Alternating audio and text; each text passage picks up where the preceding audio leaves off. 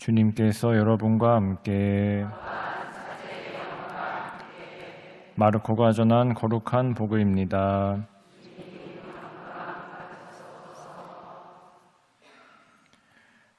그때 예수님께서 11 제자에게 나타나시어 그들에게 이르셨다. 너희는 온 세상에 가서 모든 피조물에게 복음을 선포하여라. 믿고 세례를 받는 이는 구원을 받고 믿지 않는 자는 단죄를 받을 것이다. 믿는 이들에게는 이러한 표징들이 따를 것이다. 곧 내 이름으로 마귀들을 쫓아내고 새로운 언어들을 말하며 손으로 뱀을 집어들고 독을 마셔도 아무런 해도 입지 않으며 또 병자들에게 손을 얹으면 병이 나을 것이다. 주 예수님께서는 제자들에게 말씀하신 다음 승천하시어 하느님 오른쪽에 앉으셨다. 제자들은 떠나가서 곳곳에 복음을 선포하였다. 주님께서는 그들과 함께 일하시면서 표징들이 뒤따르게 하시어 그들이 전하는 말씀을 확증해 주셨다. 주님의 말씀입니다. 그리스도님 찬미합니다. 자리에 앉으십시오.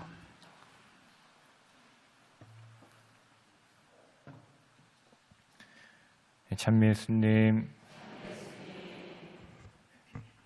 우리나라에는 탄소 중립 기본법이라는 법이 있습니다. 정식 명칭은 기후위기 대응을 위한 탄소 중립 녹색 성장 기본법인데 우리나라가 2050년까지 탄소 중립 사회로 이행하기 위한 법적인 근거와 절차를 이렇게 명시한 법입니다. 탄소 중립, 다른 말로 넷제로라고도 하는데요. 탄소가 실질적으로 배출되는 양, 순 배출량을 0으로 만들어서 기후위기를 막자는 개념입니다. 그래서 탄소중립 기본법에는 우리나라가 앞으로 탄소, 온실가스를 얼마만큼 줄일 것인가 하는 감축 목표치가 명시되어 있습니다. 그런데 이 탄소중립 기본법의 일부 조항이 2년 전에 헌법재판소에서 위헌 판결을 받았습니다.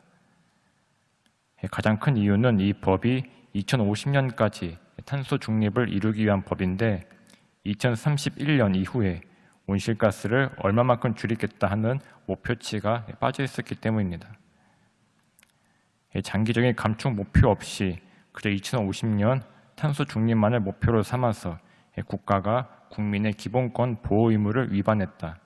특히 미래 세대에게 지나치게 과중한 부담을 떠넘겼다라는 점에서 위헌 판결이 나왔습니다.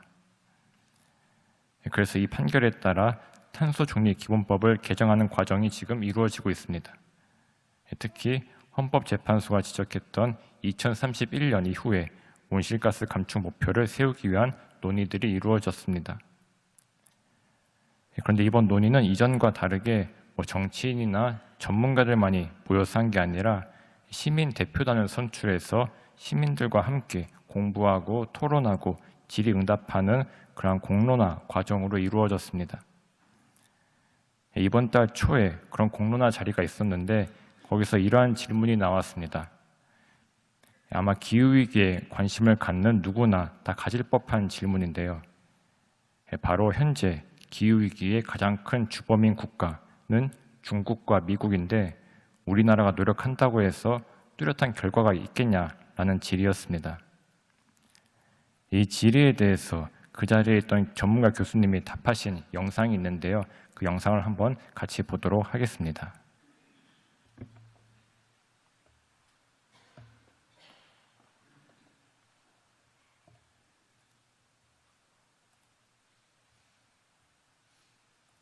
저희 질문은 한국의 온실가스 배출량은 2023년 기준 전 세계 총 배출량 525억 41만 톤 중 1.3%밖에 차지하지 않습니다. 중국 29.3%, 미국 11.2% 대비 현저히 적은데요.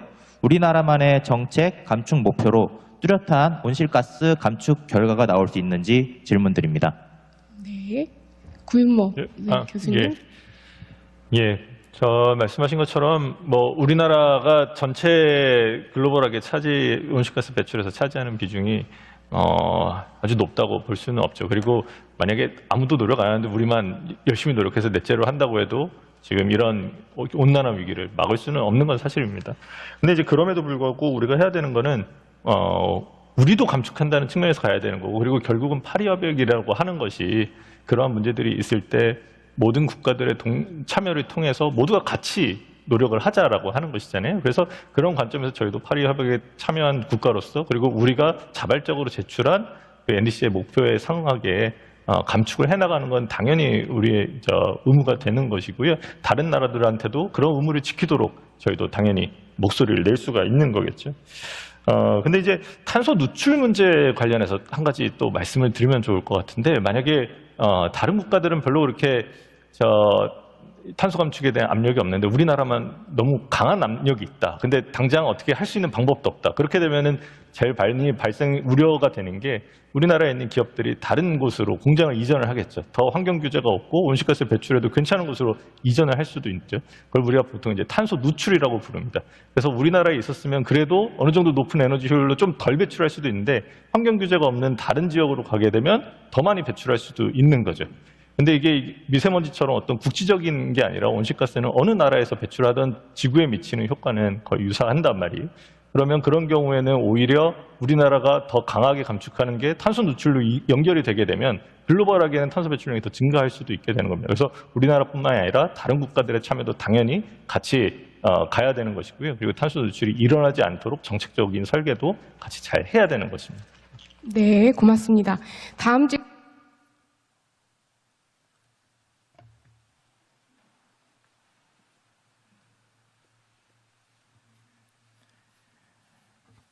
예, 방금 우리가 본 교수님의 답변에서 두 가지가 핵심이었던 것 같습니다. 예, 첫 번째는 마지막에 나왔던 탄소 누출이라는 개념인데요. 예, 한 국가에서 탄소 배출에 대한 규제가 강화될 경우 기업이 규제가 느슨한 다른 국가로 생산 시설을 이전하고 거기서 탄소를 마구 배출하면서 결과적으로 전 세계적으로 탄소 배출량이 줄지 않는 현상입니다. 방금 전 교수님은 우리나라에서 규제가 강한 경우를 예로 드셨는데, 반대로 생각해 볼 수도 있습니다. 만약 우리는 기후위기에 책임이 덜하므로 탄소 배출에 대한 규제를 느슨하게 했고, 책임이 큰 중국과 미국은 그런 규제를 강하게 했다. 그러면 중국과 미국에 있는 기업들이 규제가 느슨한 우리나라로 와서 탄소를 배출하는 것을 생각해 볼 수 있습니다. 중국, 미국 땅에서 배출되었을 온실가스가 우리나라 땅에 와서 배출되는 그런 모습인 것이죠. 그래서 중국, 미국만이 아니라 우리나라 역시 탄소 배출을 줄이기 위한 노력을 같이 할 때 중국, 미국에서 하는 노력도 같이 효과를 본다고 할 수 있습니다. 교수님의 답변에서 가장 큰 핵심은 결국 우리나라가 탄소 배출을 줄이는 것은 중국, 미국과 상관없이 국제사회와 한 약속이라는 것이었습니다. 우리나라는 파리 협약에 가입했고 자발적으로 온실가스를 줄이겠다는 약속을 했으므로 그 약속을 이행해야 하는 건 당연한 의무라는 것이죠. 그리고 그렇게 우리의 의무를 다했을 때 다른 나라들에도 똑같이 요구할 수 있다고 이야기합니다. 사실 우리가 비판하는 나라들이 세계적인 기준에서는 기후 문제에 대한 대응을 더 잘하고 있다고 평가를 받습니다. 작년 기준으로 해외 한 연구에 따르면 우리나라는 주요 64개 국가 중에서 기후 문제 대응 순위에 있어서 뒤에서 5번째를 기록했습니다. 우리보다 순위가 낮은 국가는 대표적 산유국인 러시아, 아랍에미리트, 사우디아라비아, 이란 뿐이었습니다. 중국과 미국, 물론 잘한다는 평가는 아니었지만 그래도 상대적으로 우리보다는 나은 평가를 받았습니다. 또 작년에는 세계에서 제일 석탄을 많이 태우는 두 국가, 중국과 인도의 석탄 발전이 52년 만에 모두 감소했다고 합니다. 재생에너지로의 전환을 빠르게 이루고 있기 때문이죠. 다른 국가의 책임이 더 크다고 해서 우리의 책임이 면제되는 건 아니다. 우리의 의무를 다할 때 우리도 다른 이들에게 정당하게 요구할 수 있다는 것이 그 교수님 답변에서 중요한 핵심이었던 것 같습니다. 아우구스티노 성인은 행동은 말보다 그 소리가 크다라고 말씀하셨습니다. 우리나라가 국제사회의 한 약속을 책임 있게 다하는 모습, 또 우리나라 안에서 또 교회 공동체 안에서 비록 미약할지라도 개인의 노력을 다하는 모습이야말로 공동의 집 지구를 위한 가장 힘있는 목소리가 되지 않나 생각합니다. 저희 수도회에는 붓글씨로 성경 구절이나 성인들의 말씀 또는 다른 좋은 글귀 같은 걸 즐겨 쓰는 신부님이 한 분 계십니다. 그 신부님이 쓰신 글귀 중에 이런 글귀가 있습니다.